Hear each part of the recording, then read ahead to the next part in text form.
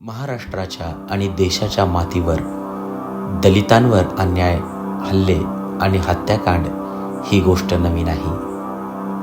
भीमा कोरेगावात रक्त सांडलं. खैरलांजीत मातेला आणि बहिणींना निर्दयतेने मारलं गेलं. पुण्यात रोहित वेमुलाच्या हत्येच्या आक्रोशाने वातावरण दणाणलं आणि जगभरात नेल्सन मंडेलापासून जॉर्ज फ्लॉइडपर्यंत अन्यायाच्या विरोधात तुरुंग हेच रणांगण बनले.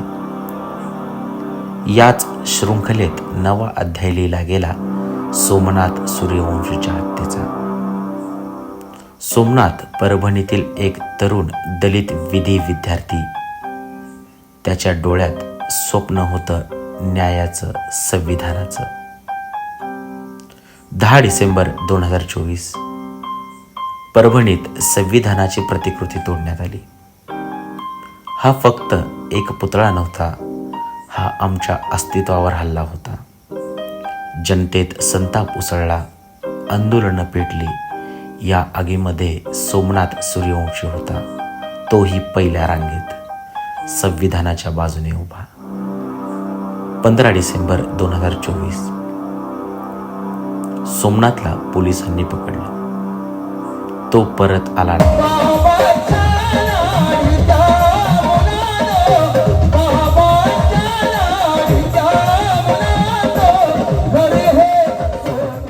पोलीस म्हणाले हृदयविकाराने त्याचा मृत्यू झाला, पण पोस्टमॉर्टमने मात्र सत्य सांगितले. अनेक जखमांमुळे आलेल्या शॉकमुळे त्याचा मृत्यू झाला. हा मृत्यू नव्हता, ही होती हत्या. 18 डिसेंबर 2024 सोमनाथच्या आईने तक्रार दाखल केली. एका आईने आपल्या लेकराच्या रक्तासाठी न्याय मागितला.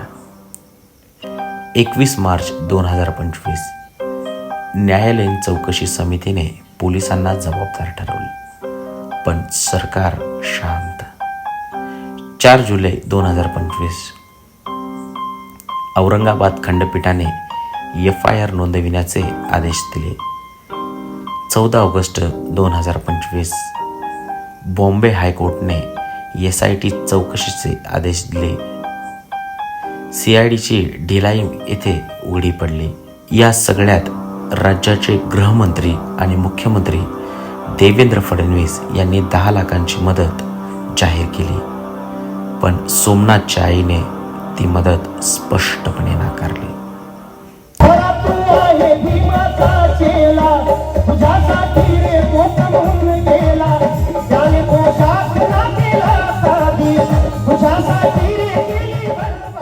रोहित वेमुला, ज्याचा मी एक तारा आहे, असा आत्महत्या पत्र अजूनही मनाला छेद देतो. नेल्सन मंडेला, ज्यांनी 27 वर्ष तुरुंगात काढले, पण शेवटी वर्णद्वेषाच्या भिंती फोडल्या. आज सोमनाथचे रक्त सांडले आहे, उद्या कोणाचे रक्त सांडेल? ही लढाई फक्त एका व्यक्तीची नाही, हा लढा आहे संविधानाच्या अस्मितेचा.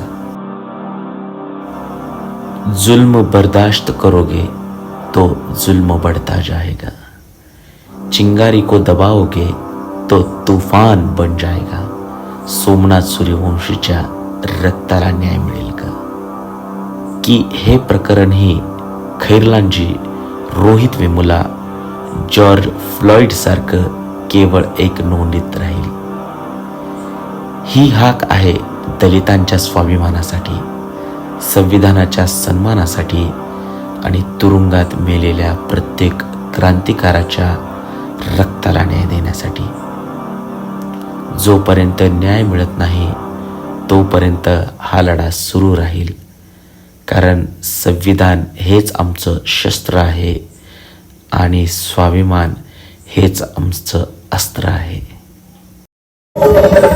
निबिडा जंगले थोडा विचारो, निबिडा जंगले थोडा विचारो, खोलिया तारो